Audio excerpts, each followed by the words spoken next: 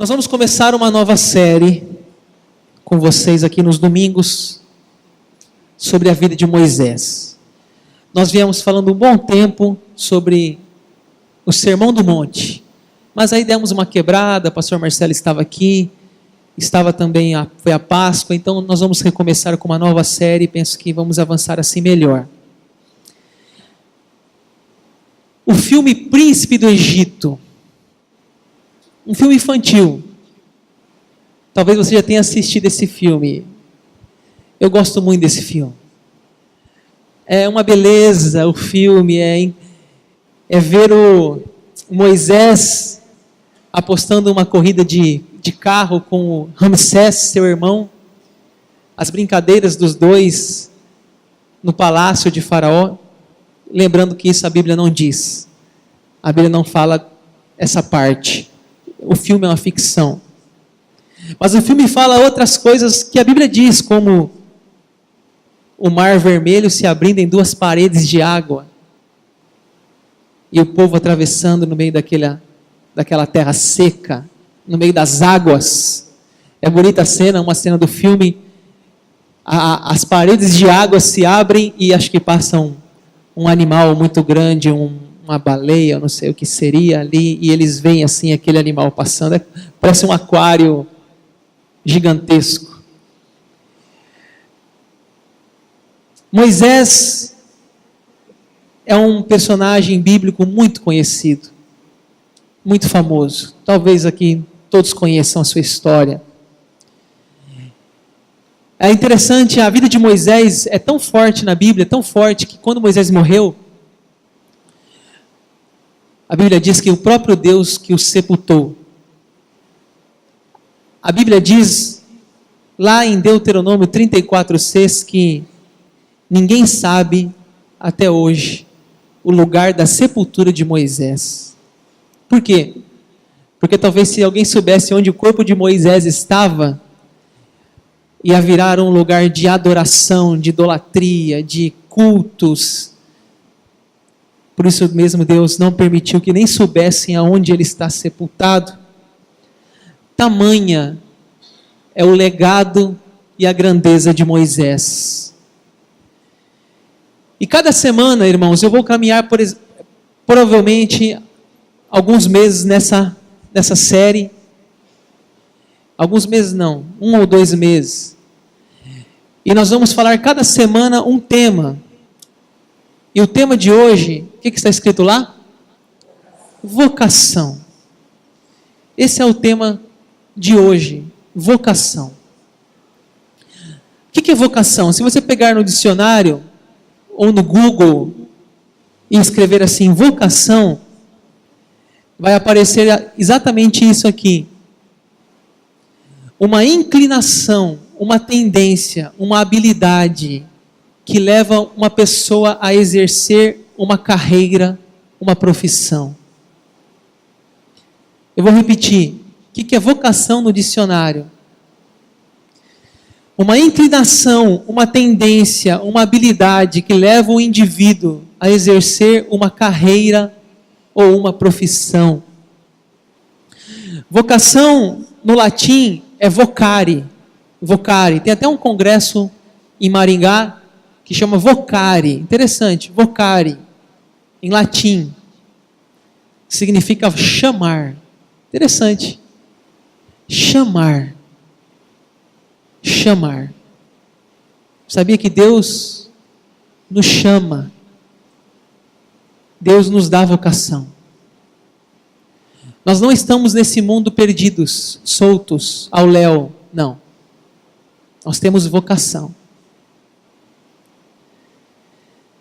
Vocação é quando você vê naquela pessoa uma capacidade natural, uma habilidade, uma facilidade para determinada área da vida. As 3 maiores decisões da vida começam com a letra C. Cristo, carreira e casamento. As 3 maiores decisões da vida começam com a letra C. Cristo, carreira e casamento. Esse é um desafio para nós, saber qual a nossa vocação. Saber para que estamos nessa terra. Estamos aqui porque somos fruto do acaso, simplesmente? Estamos aqui para cumprir tabela? Para cumprir uma sequência natural, nascer, morrer, como todos os seres humanos que nascem e morrem? Só isso? Nascer, crescer, reproduzir, morrer? Eu creio que não. Eu creio que Deus tem um plano na vida de cada um de nós. Deus tem uma vocação. Deus tem algo para realizar em nossa vida, e a nossa vida em favor da sociedade, em favor do mundo. Eu estou fazendo um curso aqui com os adolescentes na igreja. Eu tenho formação em psicologia, e eu percebi uma necessidade nos adolescentes, que era saber qual a faculdade que eles iam fazer. Alguns já estão no último ano, terceiro ano que vem já vão para a faculdade. E eu percebi muitas vezes um sofrimento, dizendo qual a minha vocação. E eu então comecei um trabalho com os adolescentes aqui da igreja. Uma vez por semana a gente reúne antes da célula deles, na quinta-feira. E nós estamos falando sobre as profissões. Então nós combinamos assim, aqueles que estão participando, cada um deles eu perguntei, qual a profissão que você quer seguir? Aí um falou, eu quero fazer engenharia. Aí o outro falou, eu quero fazer direito. Aí o outro falou, eu quero fazer enfermagem. Enfim. E nós combinamos que cada semana, um deles ia apresentar para o grupo aquela profissão. Por exemplo, eu quero fazer contabilidade. Então você vai pesquisar o que faz um contador. Você vai entrevistar, de repente, um contador. Você vai ver se aqui em Rondonópolis tem a faculdade de contabilidade. Se tem na federal, se tem na particular. Então, nós estamos fazendo esse trabalho de autodescoberta da sua vocação. E é interessante que já começou a surgir algumas coisas que a gente já percebe quando tem uma vocação. Primeira coisa, o desejo dos pais versus o desejo dos filhos. Não, meu filho vai ser médico, pastor. Mas ele quer ser médico? Não, isso não importa, importa que ele vai ser médico. É muito triste a gente ver esse tipo de coisa até hoje, irmãos. Muito triste. Pais que muitas vezes querem jogar a sua frustração, o seu sonho não realizado nos filhos. Eu não pude ser, mas ele vai ser. O filho não gosta de matemática, odeia. Não, mas ele vai ser engenheiro, porque o pai é engenheiro, ele vai ser também. Ou o pai não conseguiu fazer aquela faculdade de engenharia quando era jovem. Existe muito isso, viu, irmãos? Triste, muito triste. E o segundo problema, dinheiro. Não faz isso não, que isso não dá dinheiro. Não faz esse curso não, porque isso não dá dinheiro. Ou seja, como se dinheiro fosse mais importante do que a vocação. Queria que você pensasse nisso. Queria que você pensasse, não em dinheiro. Queria que você pensasse não no que seus pais querem para você, mas na sua vocação, nas suas próprias habilidades, naquilo que você gosta de fazer e faz bem feito, naquilo que você pode servir a Deus, nesse tempo, nessa época, na sua profissão. E a vida de Moisés nos fala de vocação. A vida de Moisés nos fala de um homem que foi chamado por um motivo específico: libertar o povo de Israel. Vamos lembrar a história. O livro de Êxodo. Eu coloquei uma mala ali. Por que uma mala? O livro de Êxodo é o segundo livro da Bíblia, significa saída, partir. O livro de Êxodo está num lugar no Antigo Testamento, exatamente registrando a saída dos israelitas do Egito. Se nós olharmos um livro antes de Êxodo, a gente está no livro de Gênesis. E nós lembramos da história de José. Para entender a história de Moisés, tem que entender a história de José. Você deve lembrar que José foi maltratado pelos irmãos, foi vendido, foi levado para o Egito, ficou numa masmorra no Egito. Deus levantou José como governador do Egito.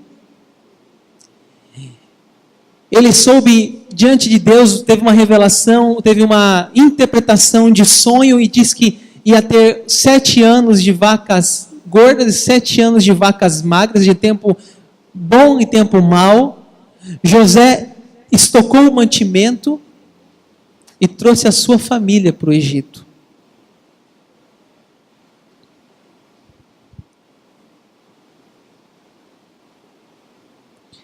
Ele trouxe os seus irmãos, ele trouxe os seus pais para morar no Egito.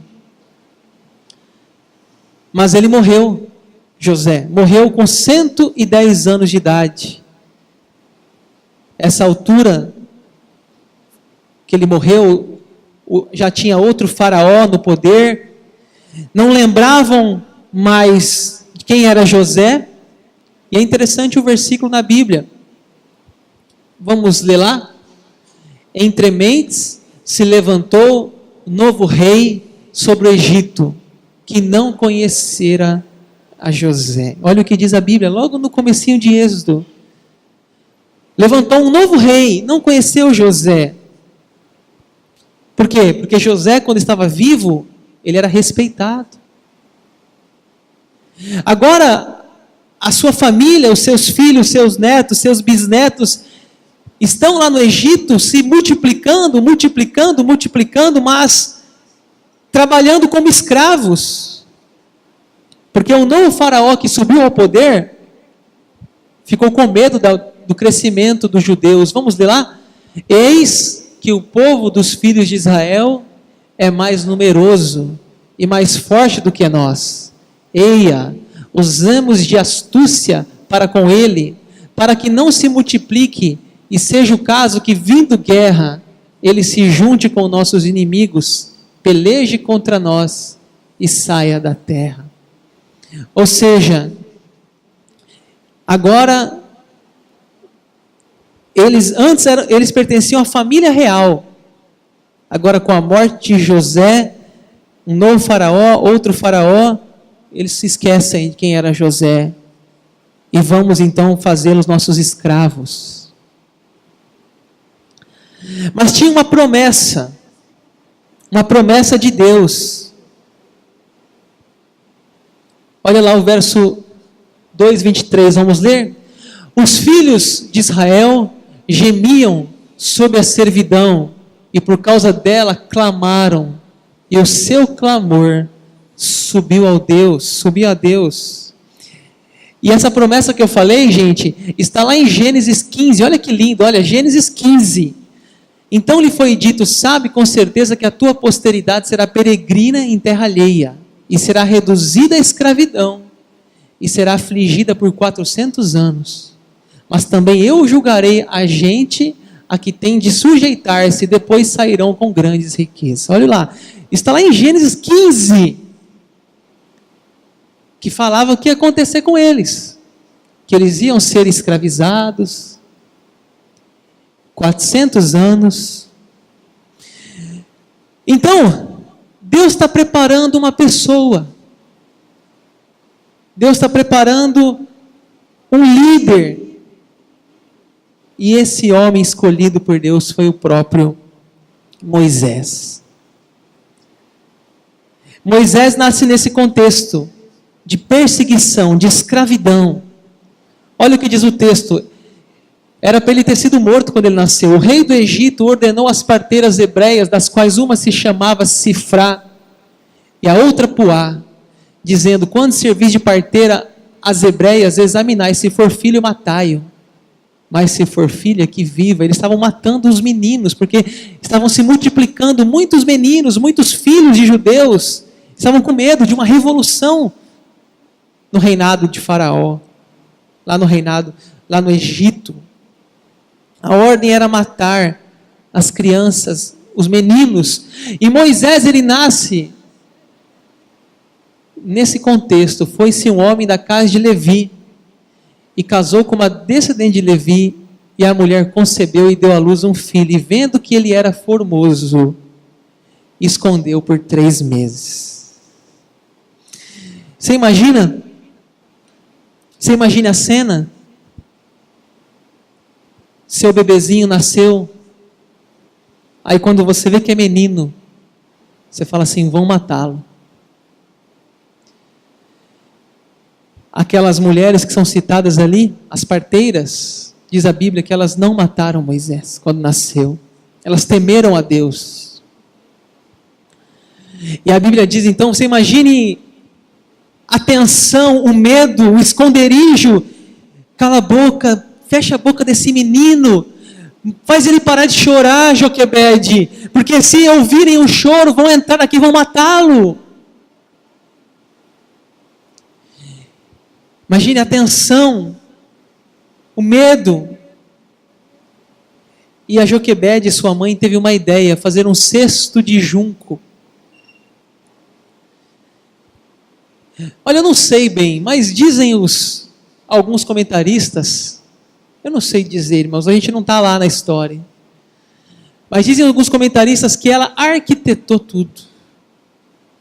Ela pensou assim, eu vou fazer um cesto, eu vou colocar o betume. Betume era uma substância encontrada nas margens do rio Nilo, que tornava impermeável o cesto. E ela pensa assim, eu vou colocar ele aqui, e eu sei que se eu colocar ele bem aqui, a água vai levá-lo e vai colocá-lo dentro do palácio de Faraó. A gente não sabe se isso aconteceu de forma soberana de Deus, ou se foi a própria Joquebede que fez a estratégia. Sabe por que a gente fica pensando que foi a Joquebede às vezes? Porque diz que a irmã de Moisés, ela foi acompanhando o cesto. A Miriam. Ela foi acompanhando. Então, possivelmente, talvez, irmãos, a Joquebede teve essa ideia, essa estratégia. Claro que também vinda de Deus na sua criatividade. Olha o que diz a Bíblia lá. Desceu a filha de Faraó para se banhar no rio. E as suas donzelas passeavam pela beira do rio, vendo ela o cesto no carriçal. Enviou a sua criada e o tomou. Abrindo, viu a criança, e eis que o menino chorava. Teve compaixão dele, essa palavra é importante. Teve compaixão dele e disse, esse é o menino dos hebreus. Gente, qual que era a ordem? Era matar. Só que, imagine você pegar um bebezinho, aquela princesa, com as suas criadas, a filha de Faraó. Ela disse, eu não posso, o coração de mãe falou mais alto, disse, eu não posso matar um bebê desse. Eu preciso cuidar desse bebê. E eu acho muito lindo que, olha o que diz a história. Então disse a sua irmã, por isso a Miriam estava acompanhando. Então disse a sua irmã, filha de Faraó, queres que eu vá chamar uma das hebreias que sirva de ama e cria criança? Respondeu-lhe a filha de Faraó, vai. Saiu, pois, a moça, chamou a mãe do menino. Então lhe disse a filha de Faraó, leva este menino e cria-mo, pagar-te-ei o teu salário. A mulher tomou o menino e o criou. Irmãos, não é lindo isso aqui? Além de o filho dela não ser morto, além dela criar o próprio filho, ela recebeu um salário. Pagar-te-ei um salário. Ela recebeu um salário, irmãos. Sabe como as coisas de Deus são tão lindas? Quando Deus faz aquela obra quer fazer a sua obra, Ele resolve as situações em nosso favor. E assim, irmãos, ela criou o filho foi crescendo, o filho chegou na adolescência, ou na infância, não fala a Bíblia quantos anos ele tinha, mas em algum momento da vida ele foi apresentado ao palácio. E então ele foi morar numa casa nova e estranha. Imagine a casa de Moisés, gente. Imagine a favela do Egito. Conjunto habitacional do Egito. Escravos, fazendo tijolos. E aí Moisés vai morar no palácio. Moisés vai morar num lugar muito lindo, muito bem arquitetado, muitos funcionários a seu favor. Não deve ter sido fácil para ele, apesar de luxo, mas ele sentia falta da sua mãe. Você acha que Joquebede, a Bíblia não registra isso, irmãos, mas nós ficamos pensando, Joquebede amamentando, dizendo: filho, olha, você um dia vai ser filho de Faraó, mas meu filho, não esqueça das suas raízes, não esqueça de onde você veio, você é filho, você é meu filho, Deus tem um projeto na sua vida, meu filho. E assim, eu imagino Moisés ali, chorando, talvez naquele palácio, sem a sua mãe, sem o seu pai, sem a sua irmã, sem o seu irmão Arão. E Moisés então foi preparado para ser um novo faraó, aquele que viria assumir o poder um dia. Olha o que diz a Bíblia lá: sendo o menino já grande, ela o trouxe a filha de Faraó, do qual passou ele a ser filho. E esta lhe chamou Moisés e disse: porque das águas o tirei. Imagine Moisés lá naquela nova casa, naquele novo palácio. Imagine Moisés aprendendo sobre a cultura egípcia, aquelas batalhas, aprendendo a usar uma espada, as táticas de combate, de guerra, aprendendo sobre música, pintura, escultura, tudo que aquilo poderia ser oferecido de conhecimento, de ciência para a sua época.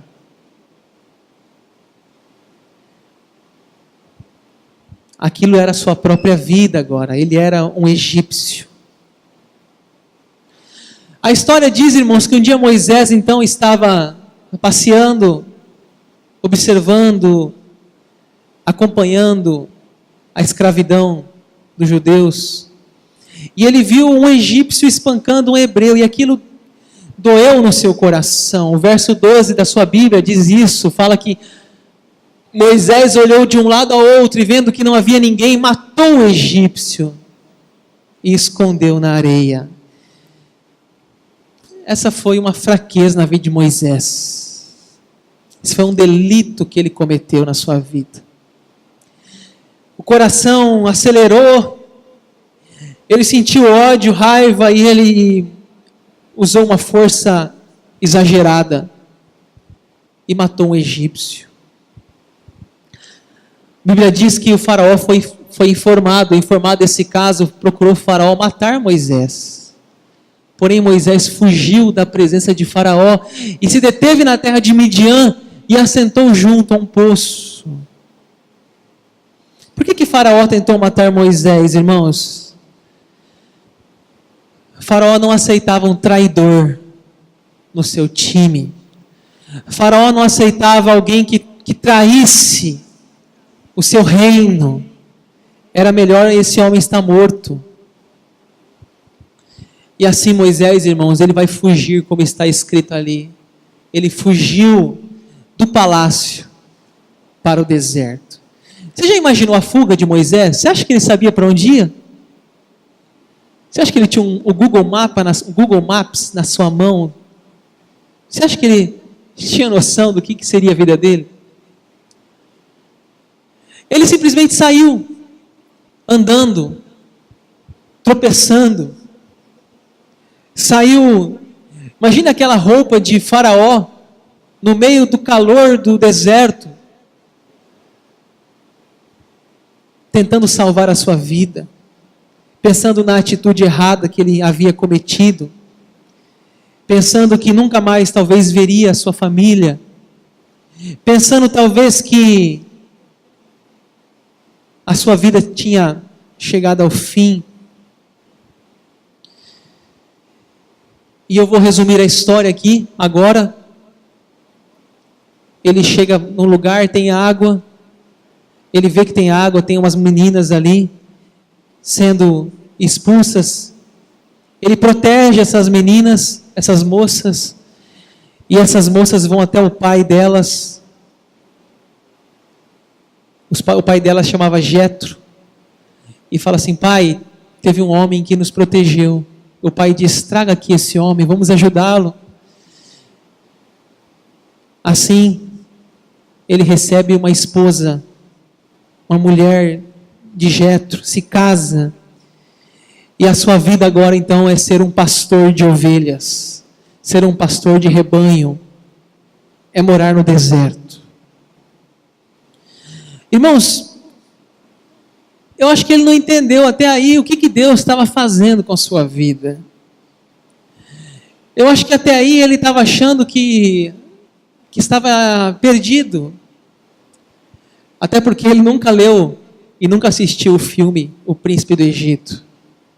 Até porque ele nunca assistiu, nunca tinha assistido e nunca tinha ouvido a história dos 10 mandamentos. É fácil para nós hoje ler a história conhecendo o final. Mas Deus estava tratando Moisés. Deus estava lapidando Moisés. Deus estava formando o seu caráter. Deus tinha um projeto na vida desse homem. E a gente não gosta de deserto, né? A gente acha que deserto é ruim. E é exatamente no deserto da vida que Deus nos lapida, que Deus nos prepara, que Deus nos forma para o seu propósito em nossa vida. E assim Moisés está um dia andando no deserto pacato de Midian, já era casado, pastor de rebanho, 40 anos tinha se passado, escute bem, alguém já disse assim, achei muito legal essa frase. Moisés ficou 40 anos lá no Egito, achando que era alguém.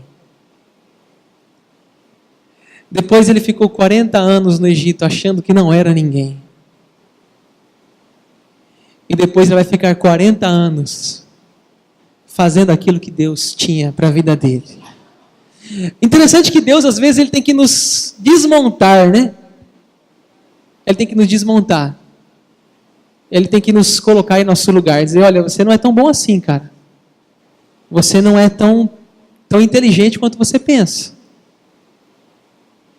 Vamos fazer uma caminhada no deserto de 40 anos. E assim Moisés está lá no deserto, 40 anos se passou e aparece. Deus se revela a Moisés. Você está com sua Bíblia aí? Você quer conferir o texto agora? Capítulo 3 de Êxodo. O verso 1. Apacentava Moisés o rebanho de Jetro, seu sogro, sacerdote de Midian. E levando o rebanho para o lado ocidental do deserto, chegou ao monte de Deus, a Horebe. O verso 2. Apareceu-lhe o anjo do Senhor numa chama de fogo, no meio de uma sarça. Moisés olhou, e eis que a sarça ardia no fogo, e a sarça não se consumia. Olha aqui para mim. A gente fica imaginando assim que Deus apareceu numa bola de fogo, ou não sei lá do que, algo extraordinário. Irmãos, era uma simples sarça. Uma sarça era um arbusto. Era comum na paisagem do deserto. Não tinha nada diferente. O foco ali não estava na sarça. O foco está em Deus. Deus apareceu. Olha o verso 4 da sua Bíblia. Vendo o Senhor que ele se voltava para ver, Deus, do meio da sarça, o chamou e disse: Moisés, Moisés.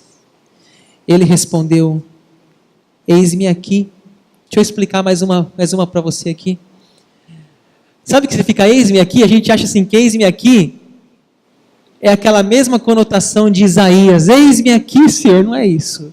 Eis-me aqui sou eu. Quem me chama? Alguém está me chamando?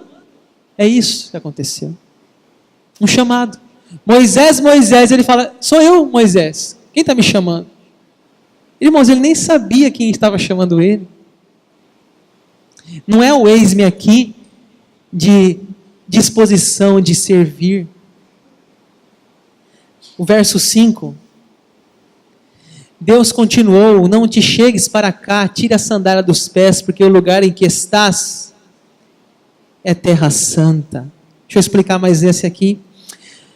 Quando você chegava na casa de alguém na época bíblica, você tirava os seus sapatos, suas sandálias. Você tinha um respeito, a pessoa, aquela casa era um lugar limpo. Foi varrido, foi limpo. Até hoje muitas pessoas têm esse costume, deixar o chinelo na porta quando entra na casa. Esse símbolo, tira as sandálias, é um símbolo de respeito. Deus fala assim: ei Moisés, você não está em lugar comum não. Tenha respeito. Tire as sandálias. Respeite. Já viu a mulher? Você viu a mulher quando termina de passar pano na casa e a turma entra com o pé sujo? Até tem uma história, uma vez eu achei muito interessante, diz que os policiais foram chamados para uma ocorrência. A mulher tinha batido no marido. Aí os policiais chegaram lá. O que foi aí? Não, a mulher me espancou. Ah, é? E você não vai fazer nada, policial? Não, espera ela terminar de limpar a casa. Aí a gente entra. A gente não quer ser o segundo a ser espancado. A gente precisa ter respeito quando vai na casa de alguém que está limpa. Assim Deus disse: Moisés, tire suas sandálias. Você não está no lugar comum. O verso 6 disse mais: eu sou o Deus de teu pai, o Deus de Abraão, o Deus de Isaac, o Deus de Jacó.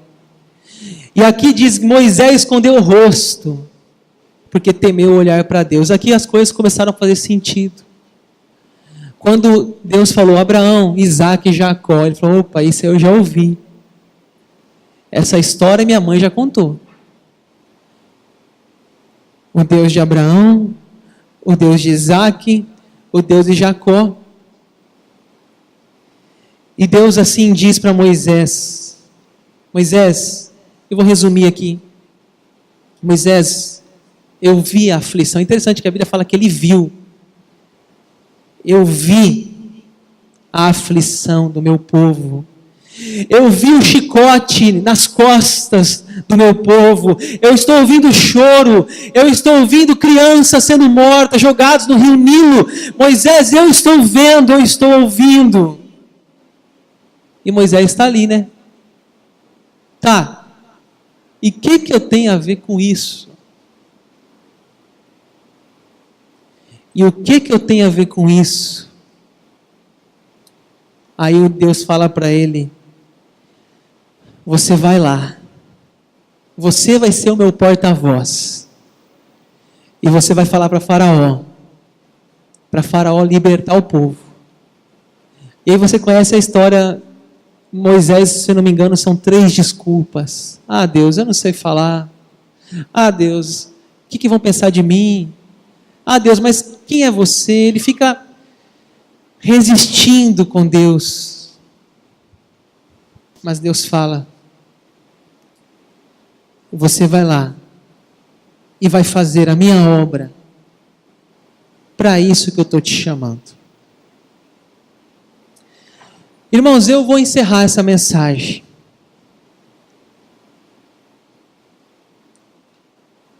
Vocação.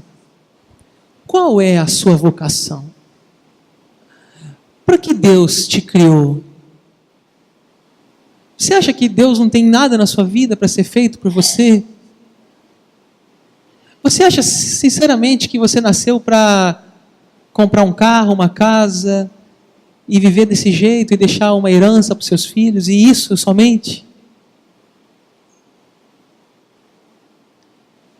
Qual é o seu chamado? Qual a sua vocação?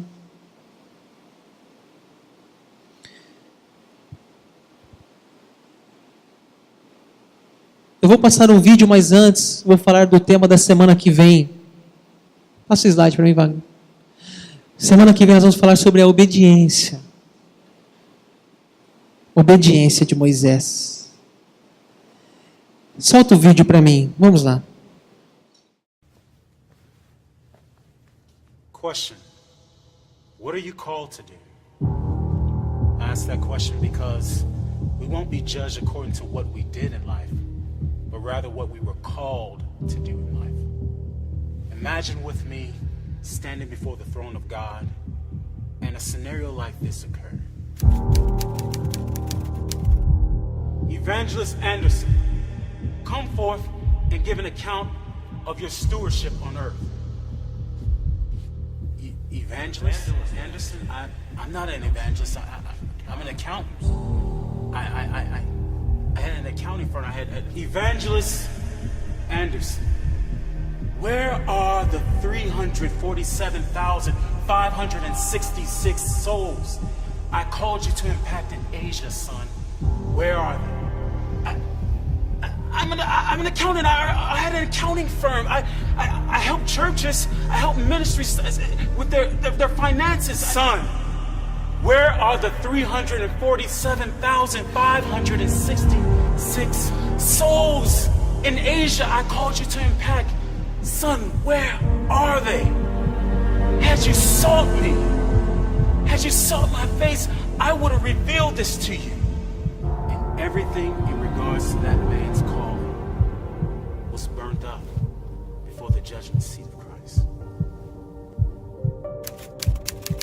Accountant Jones, step forward and give an account of your stewardship.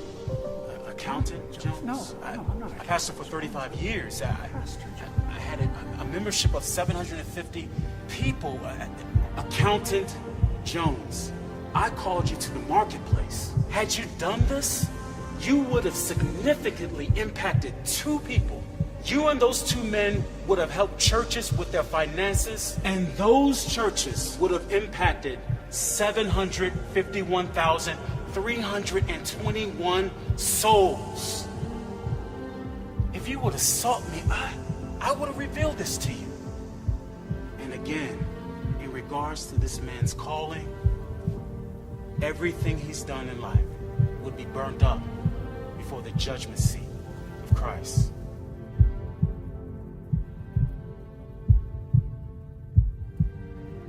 Sister Smith, come forth and give an account of your stewardship.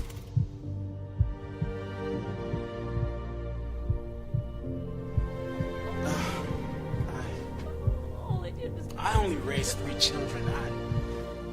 I never preached to nations. I never even been on a missionary trip. I only tried my hardest to raise my children in your way.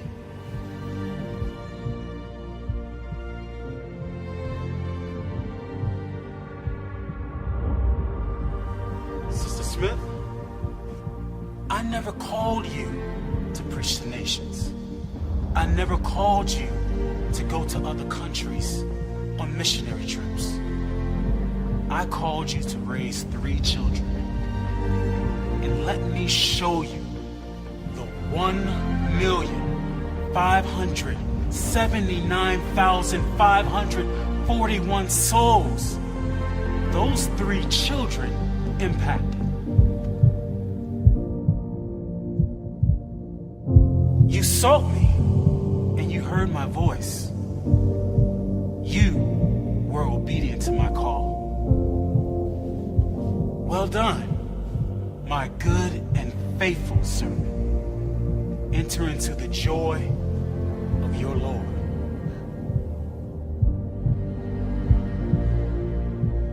So remember, in regards to the calling that's on your life, you won't be judged according to what you did.